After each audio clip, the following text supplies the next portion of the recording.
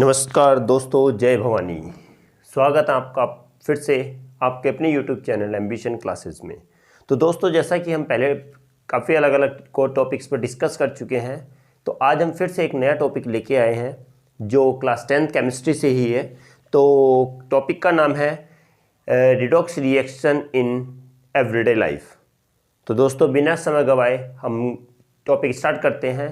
तो जब हमारे देखा जाए तो हमारे डेली लाइफ में अलग अलग तरीके की रिएक्शंस होती हैं, अलग अलग तरीके की रिडॉक्स रिएक्शन होती हैं, जिसमें कि दो कॉमन रिएक्शंस हैं। फर्स्ट ऑफ ऑल बात करते हैं redox reaction in everyday life.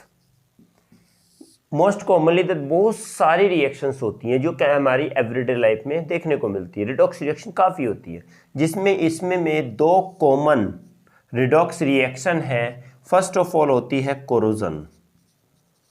Corrosion and second one होती है रेंसिडिटी। ओके, तो क्या है, ये दो तरीके की रिएक्शंस होती हैं, दो तरीके की रिडॉक्स रिएक्शंस होती हैं जो हमारी एवरीडे लाइफ में देखने को मिलती हैं। तो सबसे पहले हम डिस्कस करेंगे कोरोजन के बारे में कि एक्चुअली में कोरोजन होता क्या है। तो कोरोजन एक ऐसा प्रोसेस होता है, ये एक अपने आप होने वाला प्रोसेस है, कंटिन्यूसली प्रोसेस है, अपने आप होता रहता है। तो कोरोजन एक ऐसा प्रोसेस होता है कि जिसमें मेटल से बनी हुई कोई भी चीज़ होती है, कोई भी मटेरियल होता है, तो उसका ऊपर का सरफेस ईट खा लिया जाता है, ख़त्म हो जाता है, कोरोड हो जाता है। किसके एक्शन से? एयर, वाटर या फिर मॉइस्चर के प्रेजेंस में। तो हम क्या कहेंगे, इसके लिए रिएक्शन कैसे लिखेंगे? Corrosion is the process in which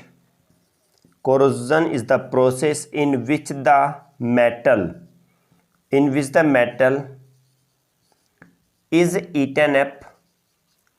eaten up gradually by the action of air, water और moisture। तो ये क्या होता है कि ये corrosion is the process in which the metal is eaten up gradually by the action of air, water and moisture। ये भी देखा होगा दोस्तों तुमने कि क्या होता है कि कोई मेटल या लोहे की चीज़ अगर पड़ी होती है, आयरन ऑब्जेक्ट पड़ी होती है, तो कुछ समय के बाद उसके ऊपर एक लेयर चढ़ जाती है, फ्लेकी सबसे ब्राउन कलर की लेयर चढ़ जाती है। तो उस जब ये लेयर चढ़ जाती है तो हम क्या बोलते हैं कि ये आयरन क्या हो गया? कोरोड हो गया। और कॉमन में कहा जाता है rusting. In case of iron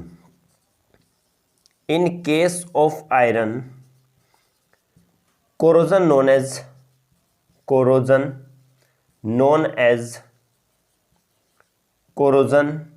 known as rusting कहते हैं कि जंग लग गया उसको। तो क्या कहेंगे कि किसी भी अगर मेटल पर, स्पेशली इन आयरन की ऑब्जेक्ट पर क्या हो जाता है कि किसकी एक्शन से? एयर, वाटर, मॉइस्चर के एक्शन, उसके ऊपर एक फ्लेकी सब्सटेंस जम जाता है। कैसा? Flaky substance, FLAKY, flaky substance जम जाता है। और जिसको कैसा कलर होता है इसका? Brown colour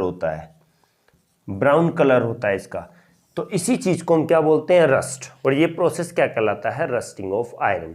Once I am repeating once again, means corrosion is the process in which the metal surface is eaten up by the action of air, water and the moisture, and this process known as what? Corrosion. Corrosion is a natural process. It is a natural process and it's takes place by its own. ये अपने आप होता रहता है, इसे किसी की भी जरूरत नहीं होती। बट उसके लिए जरूरी होता है सिर्फ क्या? एयर, वाटर और मॉइस्चर होता है, सिंपली। अब बात कहते हैं कि ये रिएक्शन में होती कैसे है। तो सिंपली अगर हम बात कहें तो रिएक्शन की, कोरोजन की अगर बात कहें, सिंपल कोरोजन इन आयरन, और we can say that rusting of iron,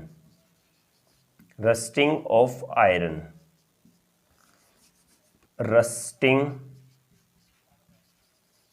of iron.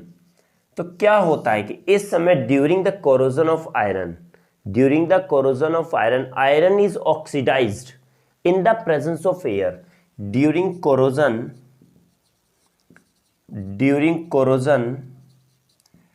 iron is oxidized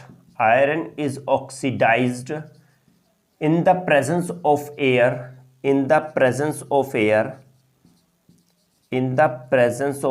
and form a flaky substance, and a flaky brown colored substance on its surface, which is known as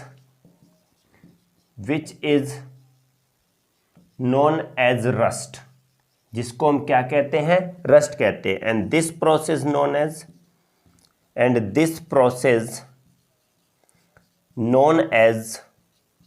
rusting of iron, तो अब बात करते हैं कि क्या जब corrosion के समय क्या होता है, आयरन जो होता है वो एयर के प्रेजेंस में ऑक्सीडाइज हो जाता है और क्या बना लेते हैं, एक फ्लैकी सब्सटेंस बना लेता है, फ्लैकी ब्राउन कलर सब्सटेंस बना लेता है जो उसके सरफेस पर जम जाता है। और क्या होते हैं, इसी चीज को हम क्या बोलते हैं, रस्ट। और ये प्रोसेस क्या कहलाता है, रस्टिंग ऑफ आयरन। क्या कहलाता है ये, रस्टिंग ऑफ आयरन। और ये प्रोसेस अपने आप चलने वाला। अब रिएक्शन देखते हैं, रिएक्शन होती कैसे है। तो आयरन हुआ, अब ऑक्सीजन के प्रेजेंस में रिएक्शन हो रही है और क्या चाहिए, वाटर भी चाहिए। तो इसमें एक्स मॉलिक्यूल्स क्या होता है, water, because the molecules of water depends on the, this one is x. Why we are writing x? Because x is not a fixed, it's a variable. It depends on the atmospheric condition. Especially in rainy season, the quantity of water is more, or we can say the humidity is more. Whereas in summer season, the humidity is less. So we can say that it is a variable, not a fixed. Okay. When iron react with oxygen in the presence of water to form a flaky substance, which is known as Fe2O3.XH2O, and this is known as what, rust. Rust. Or we can say the hydrated iron oxide,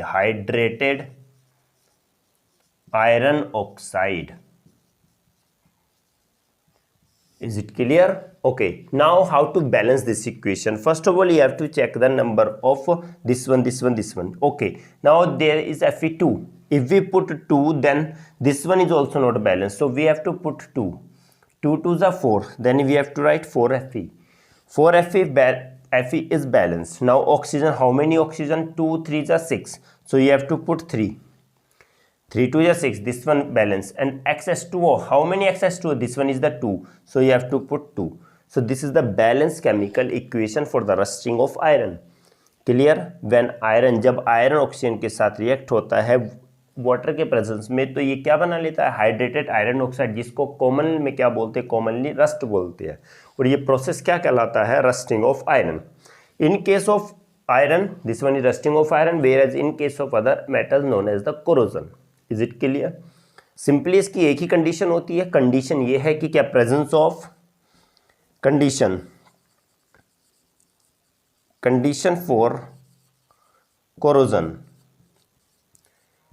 condition for corrosion is what, number first is the presence of air, second presence of water, and the third one is the, or we can say that the presence of moisture. There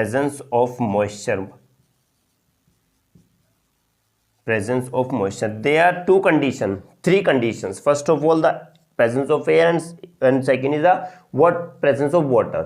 और ये दोनों नहीं हो, अगर ये simple ये भी है तो भी हमारा हो जाएगा, तो भी हमारा कोरोजन होता है। क्यों होता है? क्योंकि मॉइस्चर का मतलब होता है उसमें एयर भी है और वाटर भी है। Is it clear? ओके, अब ये तो क्या हो जाता है, ये बहुत ही एक हार्मफुल प्रोसेस होता है, कोरोजन या फिर रस्टिंग। क्यों? क्योंकि इससे क्या होता है कि हर साल कोई भी कंट्री क्या करती है, काफ़ी अमाउंट में इन्वेस्ट करती है, काफ़ी अमाउंट में क्या करती है, पैसा एक्सपेंड करती है। क्योंकि माना कोई ब्रिज है, ब्रिज को जंग लग गया और टूट जाता है, तो उसको बनाने के लिए क्या चाहिए, इन्वेस्ट करेगा, तो उसके लिए क्या करेगा, स्पेंड करता है, एक्सपेंड करता है, तो उससे क्या होता है कि हमारे काफ़ी मनी का लॉस्ट होता है, और इससे क्या होता है, ये एक अनवांटेड एक्टिविटी, अनवांटेड प्रोसेस है जिसका कोई भी यूज़ नहीं है। बट किसी किसी केस में क्या होता है कि sometime corrosion is also useful, वो हम नेक्स्ट बाद में बताएंगे कि ये कैसे यूजफुल होता है। बट यहाँ पर हम क्या कहेंगे कि कोरोजन क्या होता है कि हार्मफुल होता है। ओके, नाउ अब कोरोजन जब हो जाए तो अब हम कहेंगे बचाएंगे कैसे इसको, हाउ वी सेव। अब बचाएंगे कैसे, तो प्रिवेंशन आता है। प्रिवेंशन का क्या होगा कि हम how to prevent the any object, any metal object to corrode. Number first, prevention. Number first point is the how to prevent, to paint the metal object. Simply सी बात है, क्या कर दो, उसको पेंट कर दो, किसी भी ऑब्जेक्ट को क्या कर दो, कोई भी मेटल से बनी ऑब्जेक्ट हो उसको पेंट कर दो। जब पेंट हो जाएगा तो एयर से उसका मेटल का कांटेक्ट कट जाएगा, क्योंकि इसके बीच में क्या हो जाएगा, एक बाउंड्री आ जाएगी पेंट की, जो कि उसको एयर का कांटेक्ट होने नहीं देगी और क्या नहीं होगा, कोरोजन नहीं होगा। Second one is the galvanisation. Galvanisation क्या होता है कि एक ऐसा प्रोसेस होता है जिसमें पहले जिंक को मेल्ट किया जाता है, जिंक का बिल्कुल लिक्विड बना लिया जाता है, और फिर आयरन ऑब्जेक्ट को उसके अंदर से डिप्ट किया जाता है। जब आयरन ऑब्जेक्ट को डिप्ट करते हैं उसके अंदर, तो आयरन के ऊपर लेयर चढ़ जाती है जिंक की, ठीक है, और ये प्रोसेस कहलाता है गैल्वेनाइजेशन। फिर से सुनो, गैल्वेनाइजेशन में क्या होता है, जिंक को पूरा पहले लिक्विड बनाया जाता है, और जब लिक्विड बन जाता है तो आयरन ऑब्जेक्ट को उसके अंदर डुबोया जाता है। जब डुबोते हैं, डुबो के बाहर निकाल लेते हैं, तो आयरन के ऊपर क्या चढ़ जाती है, लेयर चढ़ जाती है जिंक की, तो ये प्रोसेस कहलाता है galvanization. Third one is the by oiling. अगर क्या करते हैं, जैसे कि कोई भी आयरन ऑब्जेक्ट होती है उसको अगर ऑयल लगा दे तो उससे भी क्या होता है कि उसका कोरोजन नहीं होता है। Okay, and then next one is the by greasing. कोई भी ऑब्जेक्ट, आयरन ऑब्जेक्ट है या कोई भी है, उसको अगर हम ग्रीस लगा देते हैं, ग्रीस वैक्सी कलर का, वैक्स के जैसा आता है, एक सेमी सॉलिड सब्सटेंस होता है, अगर हम क्या करते हैं उसको लगा देते हैं, ग्रीस बोला जाता है, उसको लगा देते हैं, तो इससे हमारा क्या होता है, एयर का कांटेक्ट कट जाता है मेटल से और हमारा कोरोजन भी नहीं हो पाता। तो इन तरीकों से हम क्या कर सकते हैं, अपने किसी भी मेटल को कोरोड होने से बचा सकते हैं। तो ये तो हमारा फर्स्ट पॉइंट था। अब आता है सेकंड, आता है हमारा रेंसिडिटी। रेंसिडिटी क्या होता है, रेंसिडिटी। अब रेंसिडिटी को एक्चुअली में एक हिंदी में वर्ड कहते हैं कि रेंसिडिटी को कहा जाता है विकृत गंधिता। विकृत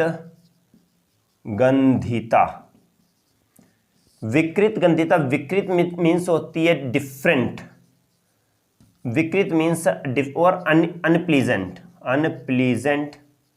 गंधिता होती है स्मेल, एक अनप्लीजेंट स्मेल हो जाती है। अब एक्चुअली में होता क्या है, the rancidity, how can you define the rancidity, means the conditional produce by the aerial oxidation of food, means the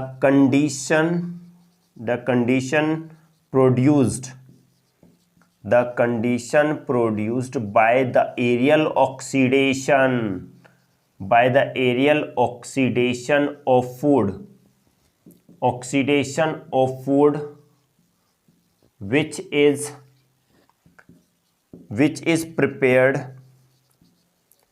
is prepared in oils और फैट्स। अब क्या होता है कि एक कंडीशन प्रोड्यूस हो जाती है, कब, जब जो खाना ऑयल और फैट से बना होता है उसका जब क्या हो जाता है, ऑक्सीडेशन हो जाता है, तो उसके अंदर क्या हो जाती है, which create condition produce by the aerial oxidation of food which is prepared in oil and produced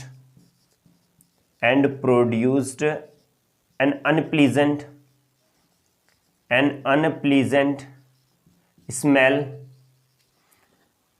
and has a unpleasant taste also, ये एक कंडीशन होती है, ये एक ऐसी कंडीशन प्रोड्यूस हो जाती है किसके अंदर? खाने के अंदर। और किस खाने के अंदर? जो खाना ऑयल और फैट से बना है। जो खाना ऑयल और फैट से बनता है, जब उसका एरियल ऑक्सीडेशन होता है तो उसमें कंडीशन में क्या होती है, उसके अंदर से एक अनप्लीजेंट स्मेल आने लगती है और उसका टेस्ट भी कैसा हो जाता है? अनप्लीजेंट। और इसी चीज को हम क्या बोलते हैं? This process is known as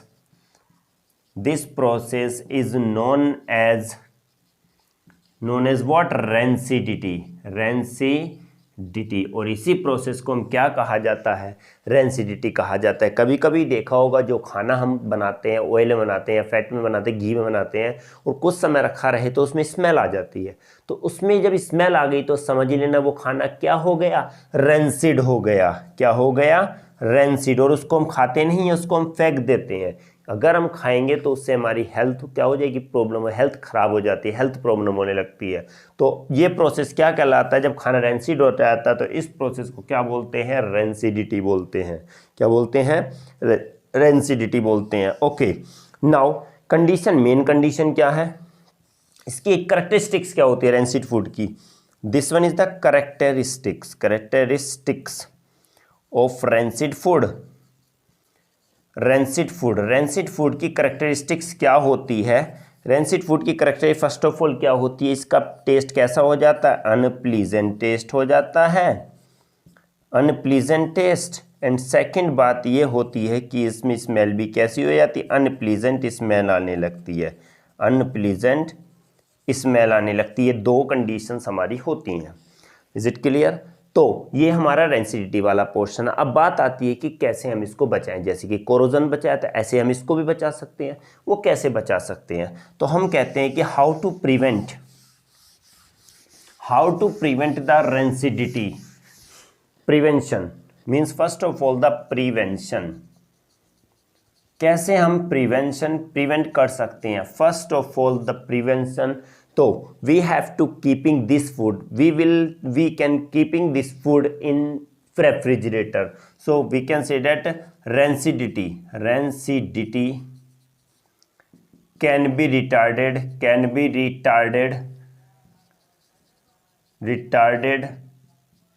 by keeping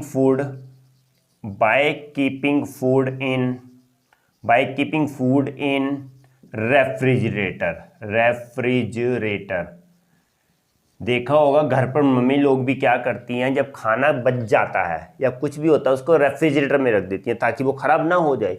तो क्यों खराब नहीं होता? क्योंकि रेफ्रिजरेटर लो टेम्परेचर के अंदर खाना जल्दी से ऑक्सीडाइज नहीं हो पाता, और जब नहीं हो पाए खाना ऑक्सीडाइज नहीं हो पाएगा तो वो खराब भी नहीं होता है। तभी हमारी मम्मी लोग क्या करती हैं, फूड को कहाँ पर रख देती हैं? रेफ्रिजरेटर में रख देती हैं। सेकेंड, अब क्या कर सकते हैं? Rancidity can be prevented by adding antioxidants by adding antioxidant to food such as BHT and BHA। अब क्या आता है कि ये खाना, कभी देखा होगा कि घर पर मम्मी लोग अचार बनाती हैं, तो अचार जब बनाती हैं तो उसमें क्या थोड़ा सा खाने का चीज़, उसमें थोड़ा सा पाउडर मिलाया जाता है। तो पाउडर मिलाया जाता है या फिर कोई भी खाना होता है उसके अंदर पाउडर मिलाया जाता है जिससे वो ख़राब ना हो। जैसे पिकल्स आते हैं उसके अंदर पाउडर मिला दिया जाता है।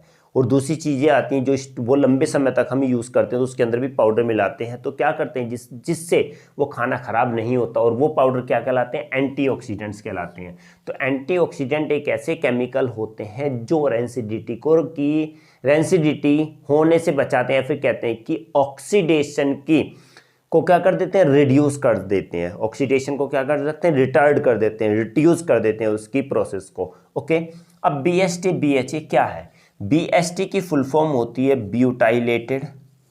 Butylated hydroxy T4-toluene, butylated hydroxytoluene। and BHA, the full form of BHA is butylated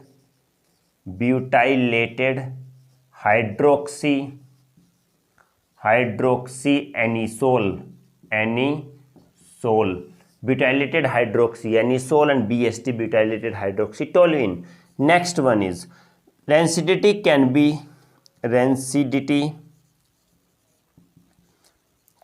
be retarded by adding nitrogen gas or stored food in nitrogen gas atmosphere.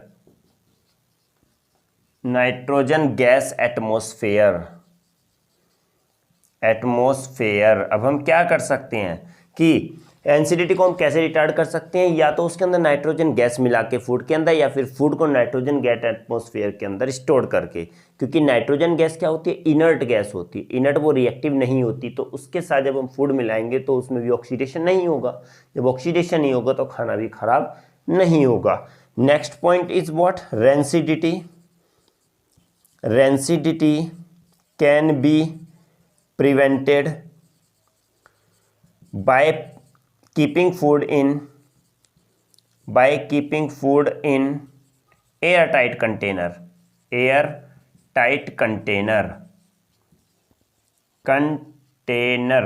अगर हम क्या होता है कंटेनर, अगर फूड को हम क्या कर सकते हैं, एयर टाइट कंटेनर के अंदर, कोई डब्बा लिया हमने, एक बॉक्स लिया एयर टाइट, उसके अंदर खाना रख दो, टाइट कर दे कर रख देते हैं, जिससे हमारा उसके अंदर एयर जा ही नहीं पाएगी, और जब एयर नहीं जा पाएगी तो ऑक्सीडेशन भी नहीं होगा, ऑक्सीडेशन रिडॉक्स रिएक्शन नहीं होती है। तो इससे भी हम अपना खाने को, रेंसिडिटी को भी क्या कर सकते हैं, बचा सकते हैं। And the last point is rancidity can be prevented by keeping food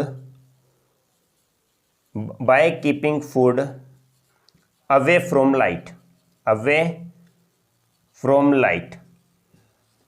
हम लाइट से दूर रखकर भी, अगर हम लाइट से खाने को दूर रखकर भी रेंसिडिटी को बचा सकते हैं, क्योंकि लाइट में रहेगा तो टेम्परेचर बढ़ेगा, और टेम्परेचर जितना बढ़ेगा उससे ऑक्सीडेशन की रेट भी बढ़ती है। तो हम क्या कर सकते हैं, इन पॉइंट्स के जरिए क्या कर सकते हैं, हम रेंसिडिटी को बचा सकते हैं, हम खाना खराब होने से बचा सकते हैं। रोक तो नहीं सकते, बस कुछ समय के लिए बचा सकते हैं। ये नहीं कि हम हमेशा ऐसे ही यूज़ करते रहें और खाना खराब ना हो, ऐसा पॉसिबल नहीं है। खाना अगर हुआ है तो अगर यूज़ नहीं करेंगे तो कुछ समय के बाद, 1 ना 2 ना 3 4 दिन के बाद खाना खराब हो ही जाएगा, बट ऐसे हम कुछ समय के लिए खाने को बचा सकते हैं। तो दोस्तों, हमारे ये दोनों टॉपिक्स कैसे लगे, अगर आपको समझ में आए हो, अच्छा हुआ तो चैनल को शेयर, लाइक और सब्सक्राइब जरूर कीजिए।